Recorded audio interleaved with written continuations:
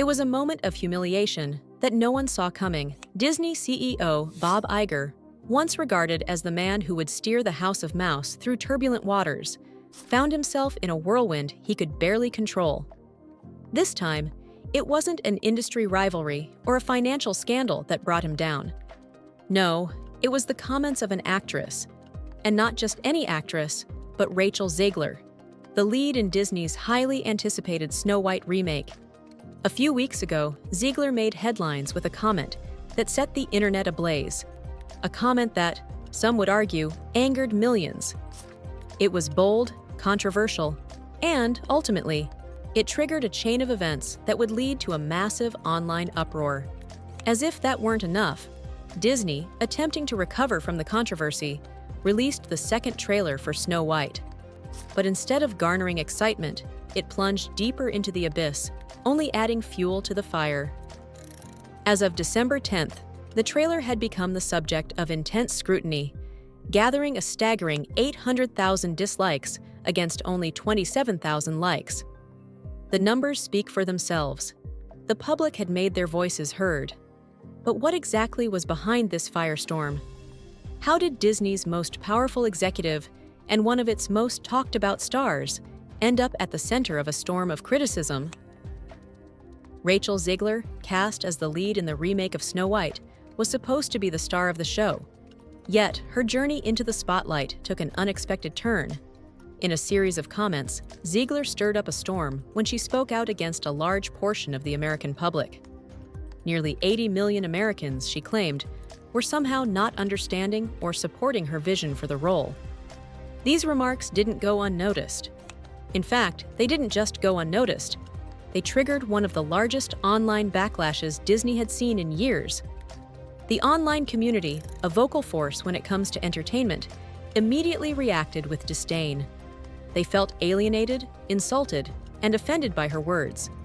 Some felt that she was not just speaking out against them, but also dismissing the very foundation of what Disney had built over decades, an inclusive, family-friendly brand that had been synonymous with joy, wonder, and escapism. As the backlash grew, so did the intensity of the criticism aimed at Zegler. Social media platforms buzzed with debates about whether Disney had made the right choice in casting her. Fans of the original Snow White and those who felt the new version was a politically correct version of a classic fairy tale voiced their dissatisfaction loudly. But it wasn't just the fans that reacted. The media, too, was quick to pick up on the controversy. Talk shows, news outlets, and entertainment blogs all discussed the growing tension. As the debate intensified, so did the mounting pressure on Disney to act. As Disney attempted to quell the growing firestorm, they made a risky move. They released the second trailer for Snow White. The move was intended to reignite excitement for the film. Instead, it only intensified the backlash. The numbers on YouTube said it all. A staggering 800,000 dislikes compared to just 27,000 likes. For context, this was a 14-to-1 ratio of negative reactions. That's right, 14 downvotes for every one upvote. It wasn't just a negative reaction. It was a massive repudiation of the movie, of Disney's direction, and, perhaps most of all, of Rachel Zegler's portrayal of a beloved character. The trailer had become a battleground.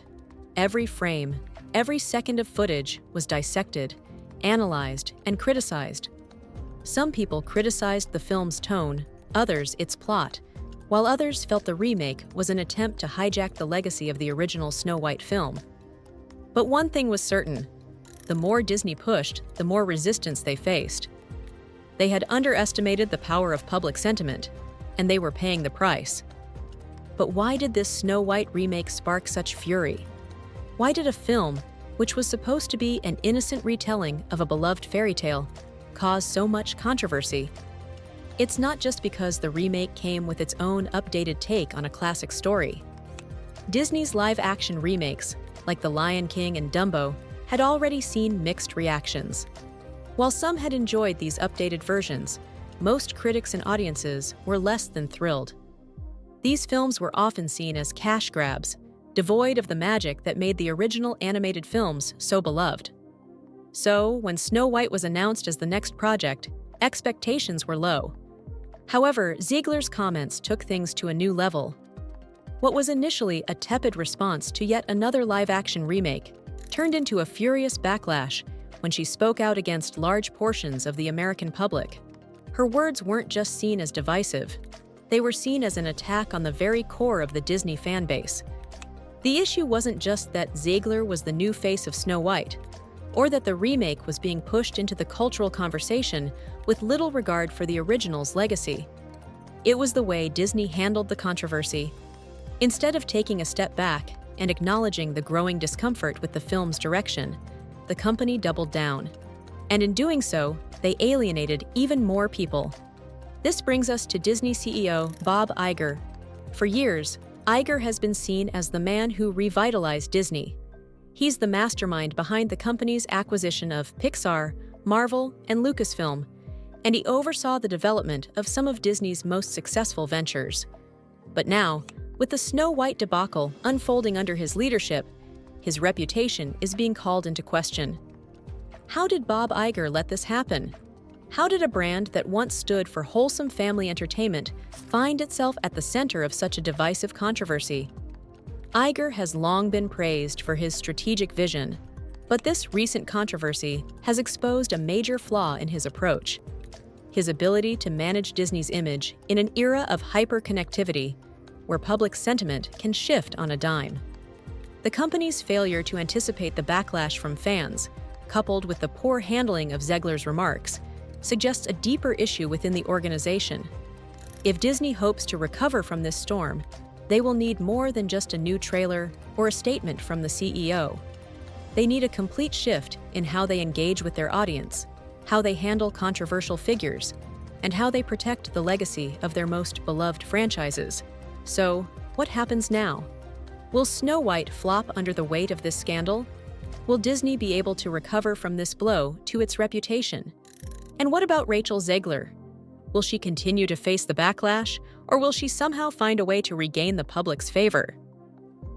The controversy surrounding the Snow White remake is far from over. The numbers don't lie, and the reaction from the public is as fierce as it is unforgiving. This is a critical turning point for Disney.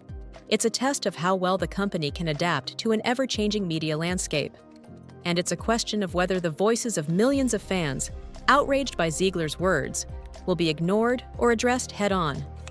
Only time will tell if this remake will soar to new heights or crash and burn. But one thing is clear: the path forward is uncertain, and the stakes have never been higher for Disney. So, what do you think? Will Disney be able to turn things around? Or is this the beginning of the end for their live-action remakes?